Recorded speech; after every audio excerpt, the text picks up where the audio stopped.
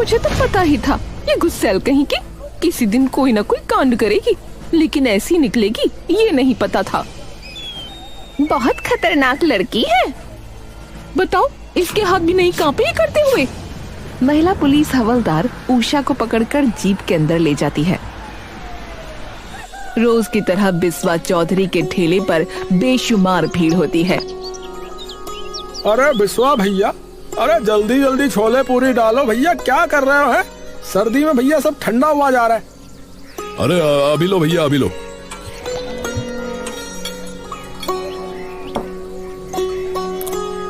सभी लोग मजे से उस खाने के चटकारे लगा रहे होते हैं कि तभी वहाँ उषा और उसके पिताजी आ जाते हैं। अरे भैया 2 प्लेट हमारे लिए भी छोले पूरी कर दो भैया। तभी उन्हें देखते ही एक ग्राहक बोल पड़ता है। अरे अरे अरे भाई, ये यहाँ कहाँ से आ गया भैया? अरे अगर इसे खाना दिया तो मैं कभी नहीं आऊंगा तुम्हारी दुकान पे, बता रहा हूँ भैया। अरे भाई क्यों, क्या क्या हो गया? ग्राहक 2 अपनी प्लेट बगल में रख देता है। अरे भैया फिर तो मैं भी नहीं खाऊंगा भैया। अरे अरे भैया, मैं देखता हूँ, आप रुको तो सही। बिस्वा जाकर मुंगेरी को वहाँ से दूर करने लगता है। अरे आज के बाद मेरे ठेले पर दिख भी मत जाना, जा यहाँ से। तभी उसकी बेटी वहाँ जाती है और बिस्वा के सामने खड़ी हो जाती है। मेरे पापा को हाथ भी मत लगा देना। सब लोग उषा का गुस्सा देखकर चौंक जाते हैं। अरे अरे उषा बेटा, अरे रहने दे, अरे यहाँ कलेश हो जाएगा बेटी, मत कर। अरे तो पापा ये हमको क्यों जाने को कह रहे हैं? ये मत भूल कि तू कौन है और हम कौन। तूने बड़े महल खड़े कर लिए ना, ठेला ही चलाता है तू। तुम मुझे बताओगी? अपने पापा को लेकर जाओ यहाँ से। अरे ओ। तभी मुंगेरी कुमार उषा का हाथ पकड़ लेता है। अरे अरे बेटी चल यहाँ से, अरे बेटी चल यहाँ से, तुझे मेरी कसम है बेटी चल। अरे पर अरे मैं कह रहा हूँ ना, चल बेटी। मुंगेरी उषा को खींचकर वापस घर ले जाता है। अरे तो मैंने क्या गलत बोला पापा? पर हुआ क्या? मुंगेरी प्रसाद उसे सारी बात बता देता है। हे भगवान, गुस्सा तो इसकी नाक पर रहता है बिल्कुल। तो माँ वो पापा को उल्टा सीधा बोल रहा था, मैं सुनती रहती क्या? बेटा शुक्र मना यहाँ रहने दे रहे हैं, पर तू तो इस गांव से बाहर निकलवा कर ही रहेगी। तो माँ मैं क्या करूँ? अरे बस बस तू जा, जिद बहस मत कर मेरे साथ। उषा गुस्से से तमतमाती हुई बाहर निकल जाती है। अब कहाँ जा रही है? मीना के घर जा रही हूँ, या उसमें भी कोई दिक्कत है आपको? हे भगवान, पता नहीं क्या होगा इस लड़की का।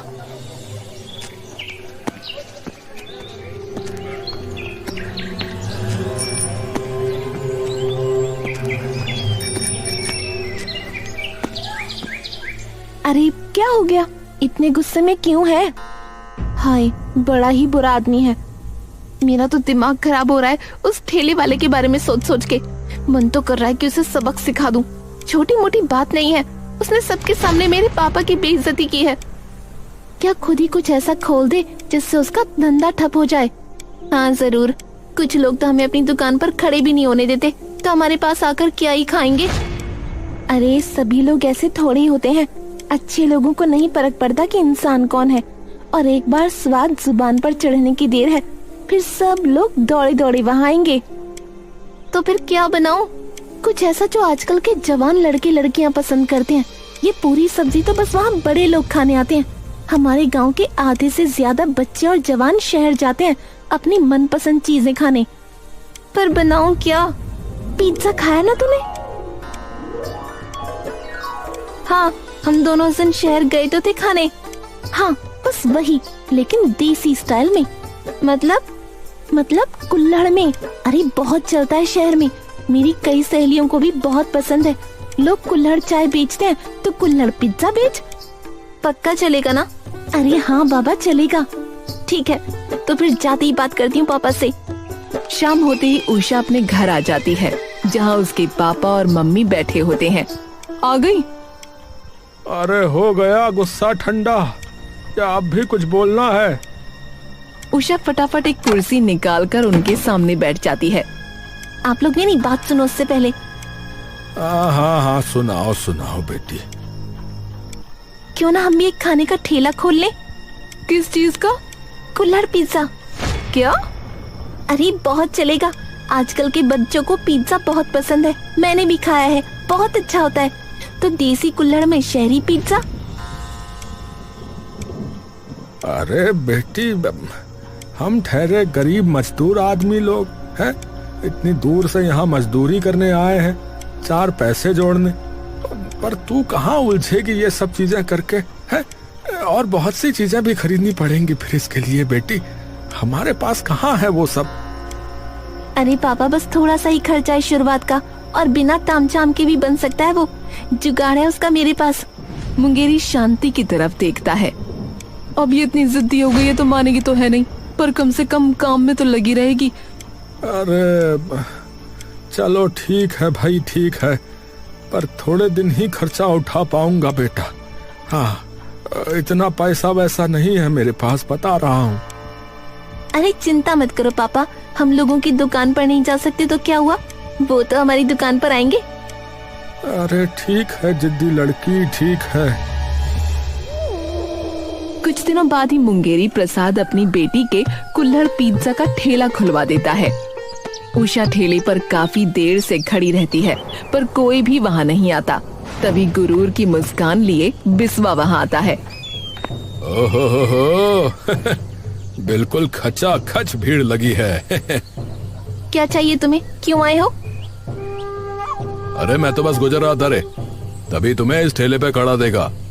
और ये क्या बना रही हो? क्या ये? कुल्हड़ पिज्जा? अरे गांव वालों में भला कहाँ से चलेंगी ये चीजें रे? मैं अपने आप चला लूंगी, तुमसे मतलब? अरे लिख के देता हूँ, नहीं चलेगा। हाँ। ये मुझसे कह रहे हो या खुद को तसल्ली दे रहे हो?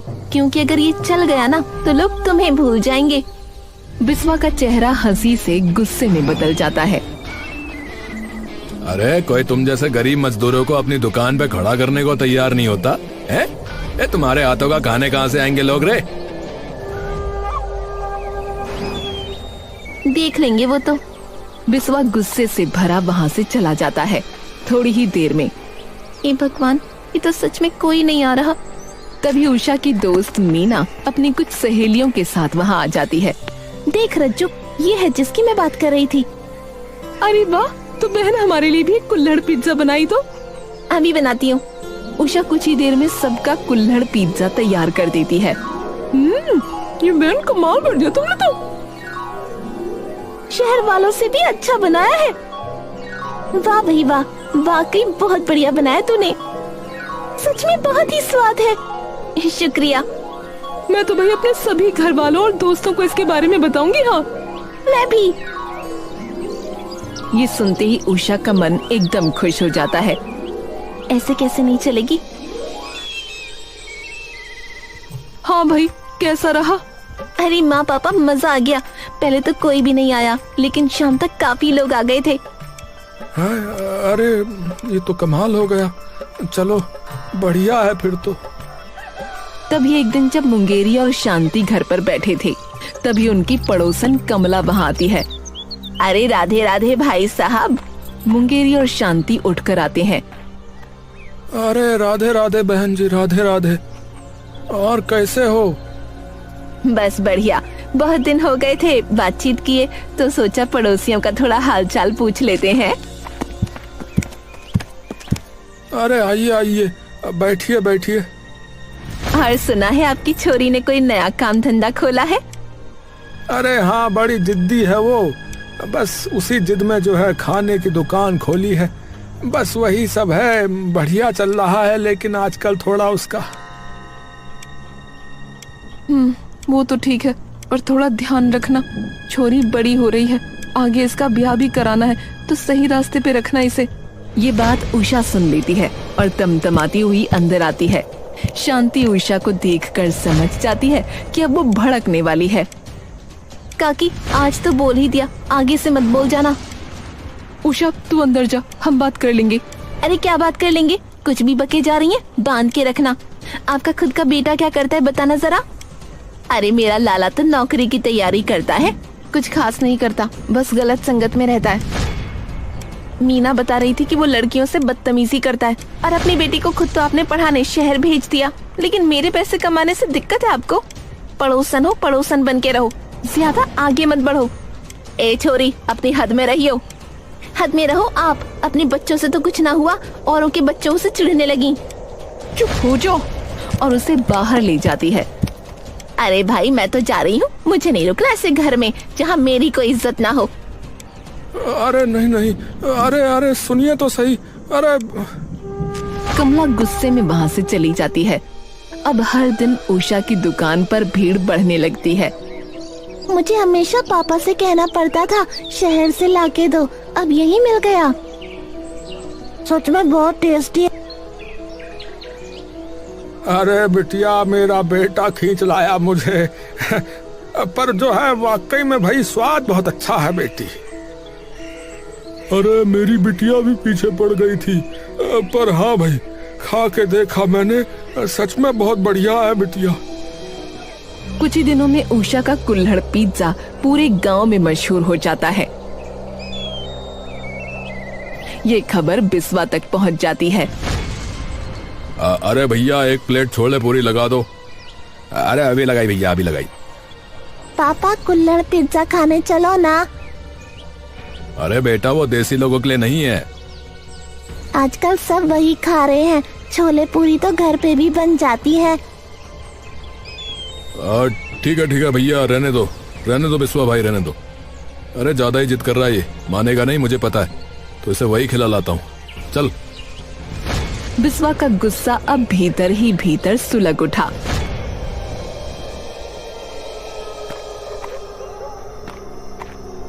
अरे आधे पैसे अभी और आधे काम की बात, समझ गए? अरे समझ गया वीडू, अरे समझ गया भाई, काम एकदम सही होगा, बेफिक्र रहो, समझे?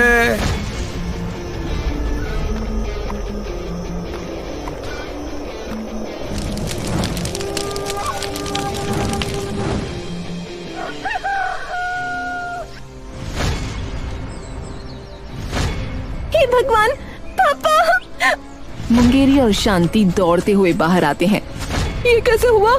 उषा फूट फूट कर रोने लगती है।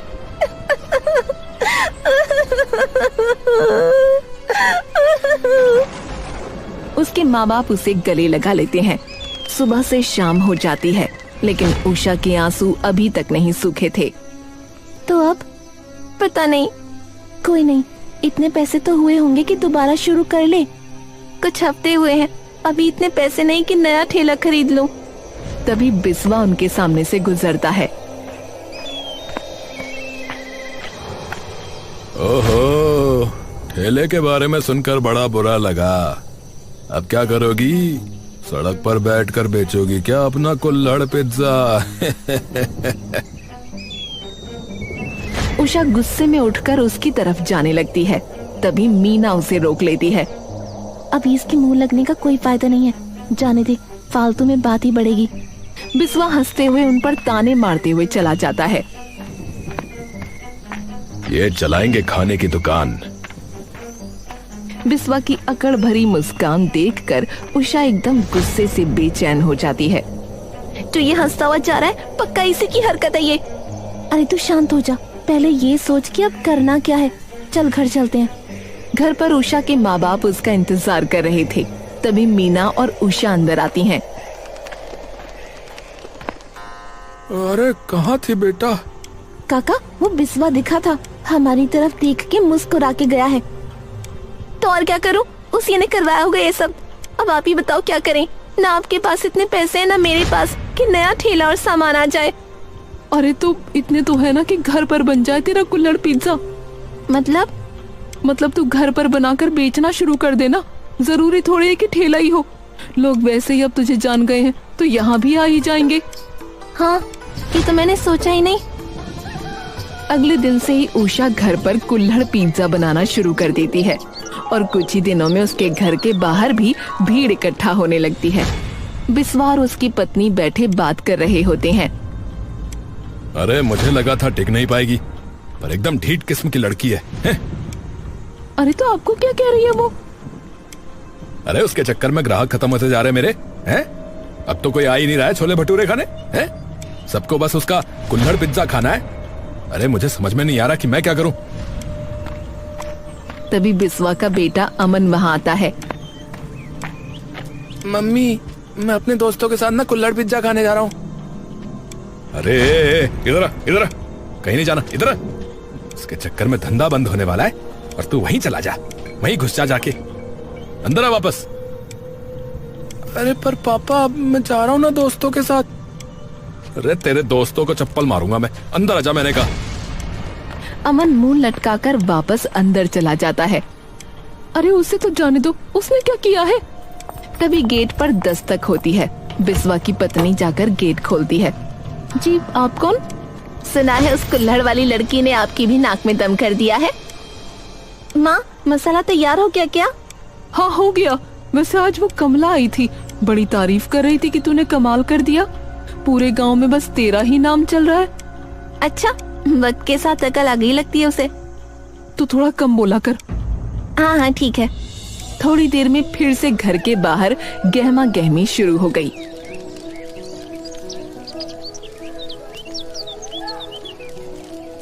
थोड़ी देर में फिर से घर के बाहर गहमा गहमी शुरू हो जाती है और 3-4 लोग मजे से कुल्हड़ पिज्जा खाने लगते हैं।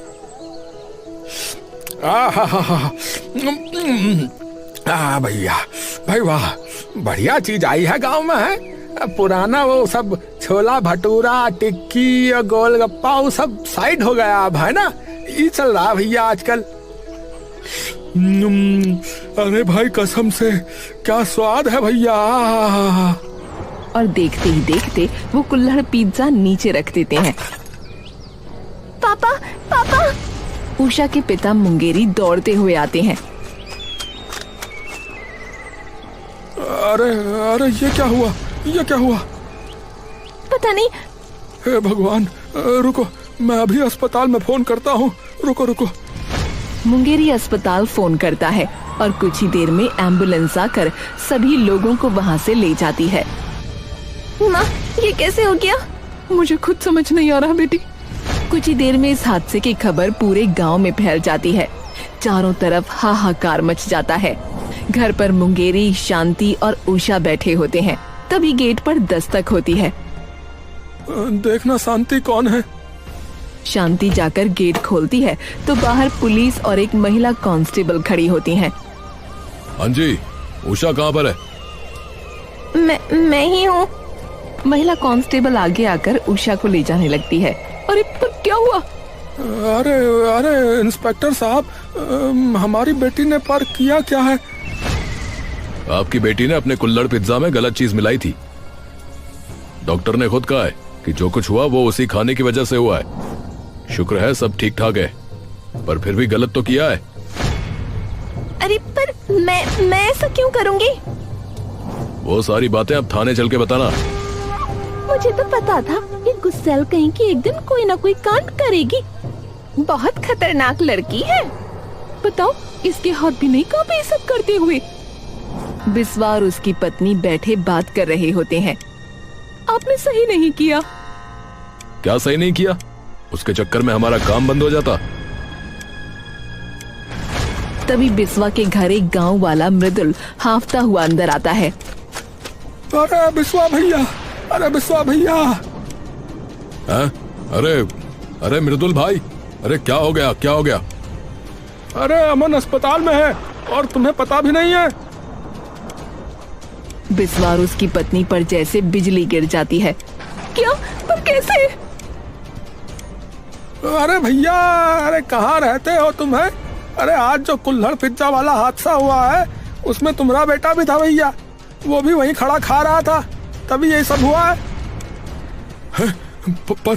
पर ये कैसे? अभी तो वो अंदर। अरे अरे कहाँ है वो? अरे कहाँ है वो? अरे भैया वो अस्पताल में पड़ा है। कहाँ है कर रहे हो? बिस्वा और उसकी पत्नी तुरंत अस्पताल पहुंचते हैं।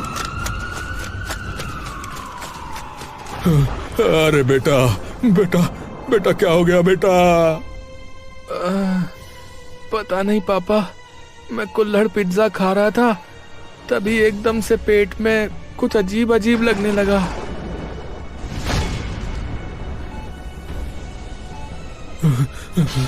डॉक्टर साहब, ये ठीक तो है ना? मेरा बेटा ठीक तो है ना?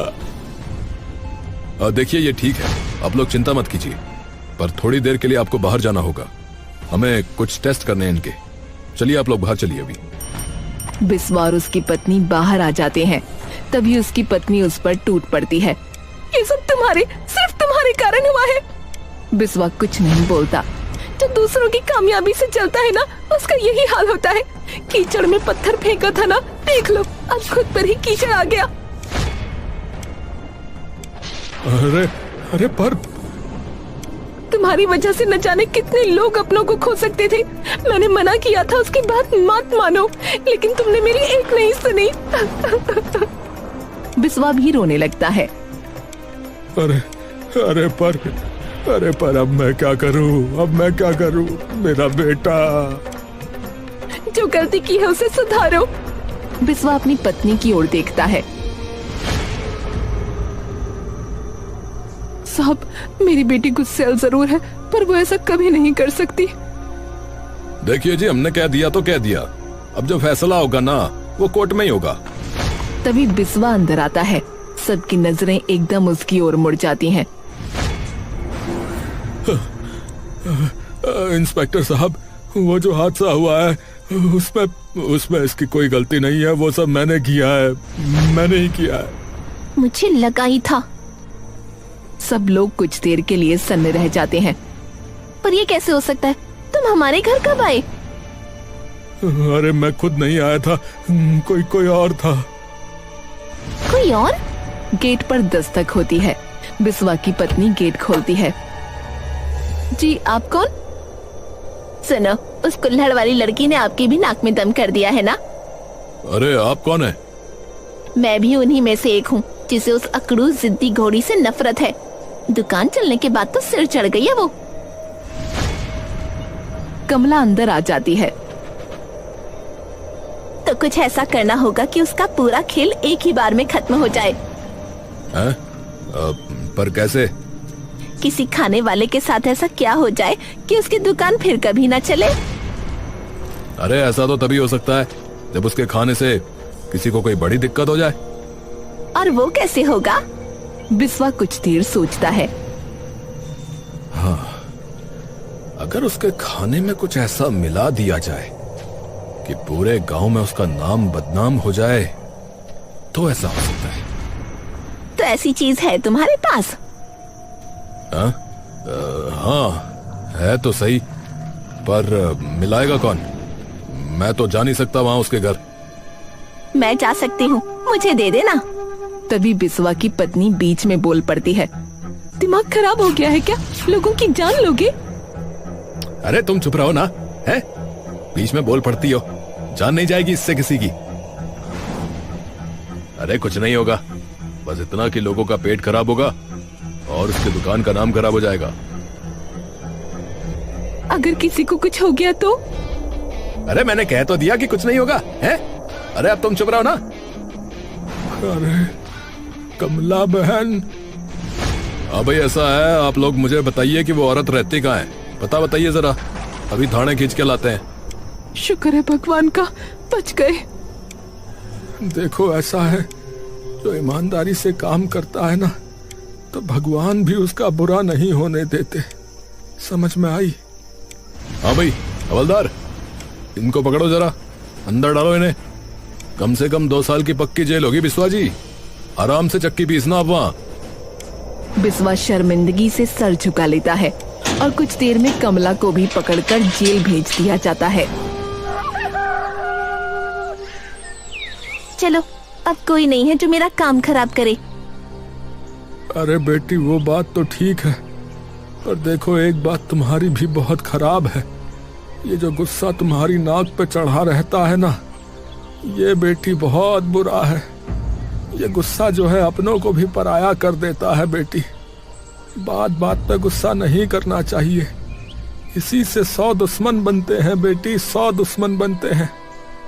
ये बात आपने बिल्कुल सही कही पापा, सबसे बड़ी बला गुस्सा ही है। हाँ तो आगे से गुस्से से नहीं बल्कि प्रेम की भाषा से काम करो, फिर देखना बेटी तुम कितनी तरक्की करती हो, फिर देखना।